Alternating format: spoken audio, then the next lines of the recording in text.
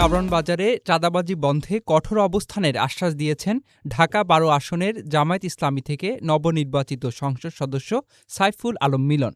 আজ দুপুরে কারওয়ান বাজারের কিচেন মার্কেটে ইসলামী শান্তি সমিতির আয়োজিত সংবাদ সম্মেলনে তিনি বলেন, চাঁদাবাজি বন্ধ করা কঠিন হলেও তা বন্ধে ব্যবস্থা নেওয়া হবে।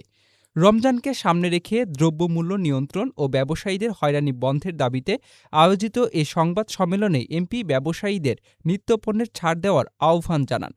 পরে ইসলামিয়া শান্তি সমিতি দেওয়া এক বিজ্ঞপ্তিতে জানানো হয়, ব্যবসায়ীরা তেল, চিনি, ছোলা, গরুর মাংসসহ ৬০টি পণ্যের দাম কমানোর ঘোষণা দিয়েছেন।